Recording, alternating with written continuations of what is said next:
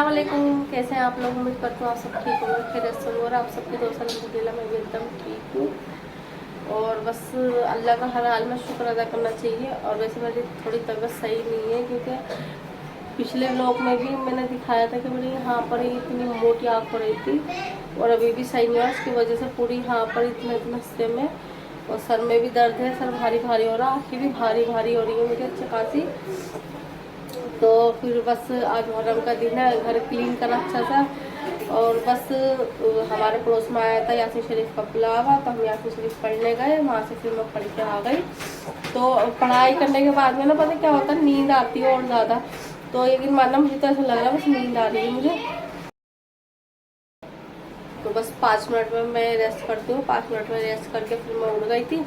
तो फिर अब मैंने सोचा अपना खाना वाना बनाते हैं, क्योंकि मुहर्रम पे तो स्पेशली बनता है। और जितना हो सके, जितनी भी आपकी या मेरी हैसियत है, उतना हम बांटते हैं। तो बस मैं बनाऊंगी। अभी शोर भी लेने गए पकाने के लिए, और अभी मैं करूँगी किचन क्लीन। और लाइबा भी अपना काम कर रही हैं। और थोड़ा थोड़ा नज़ला भी हो गया मुझे अच्छा खासा। और इतनी ज़्यादा गर्मी लग रही है कि बस यहाँ सुकून मिला कर। अब मैं सोच रही हूँ जब मैं खाना बनाऊँ तो मैं कपड़े चेंज कर लूँ, क्योंकि इन कपड़ों में मुझे लग रही गर्मी। और खाना जब मैं बनाऊँगी इतनी ज़्यादा गर्मी हो जाती है, मैं बता नहीं सकती। और उधर देखो सारा बच्चों ने फैला दिया। मैं ऊपर गई हूँ पढ़ने के लिए, तो बच्चों ने फैला दिया वाला रूम। तो थोड़ी देर में सोच रही हूँ अभी बैठी जाऊँ या नहीं, मैं उठ ही जाती हूँ, काम फिर वही टाइम हो जाएगा मेरा भी। तो बनाते में तो प्रॉपर मैं नहीं दिखा रही आज, क्योंकि तबीयत भी सही नहीं है। और बस दिल थोड़ा थोड़ा नहीं, बहुत ज़्यादा उदास हो रहा है मेरा, पता नहीं क्यों हो रहा है।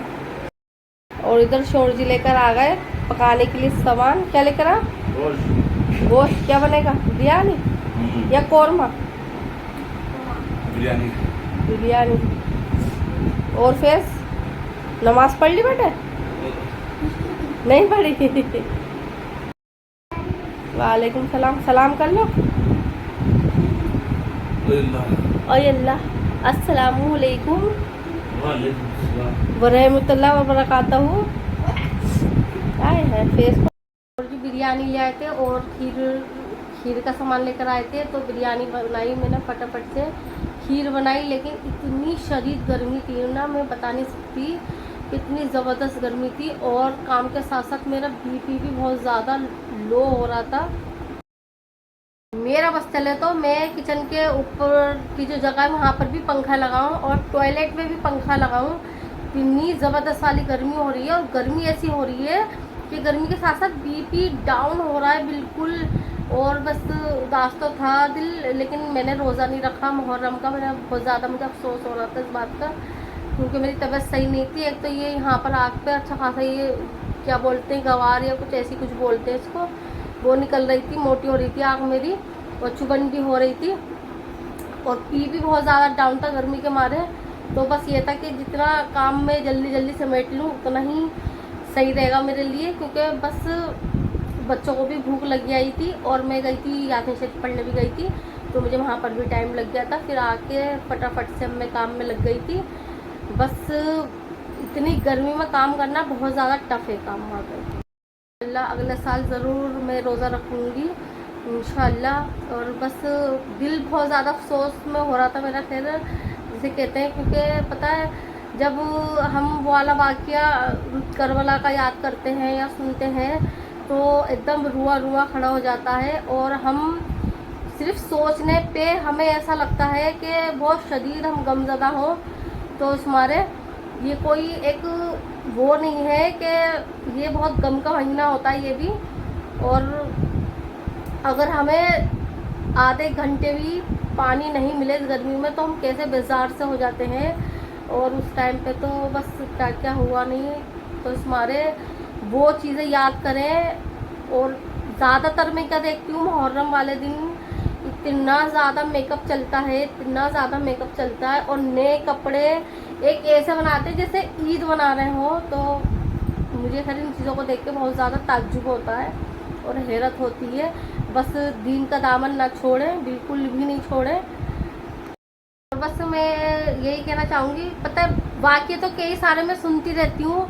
मुझे सच बताऊँ, मुझे तालिक जमील साहब जी का, उनका बयान इतने ज़्यादा मुझे अच्छे लगते हैं, इतना अच्छा लगते हैं, और मैं सुनती हूँ सुबह सुबह, सबसे पहले वही सुनती हूँ ज़्यादातर, कोई सा भी वाक़या हो।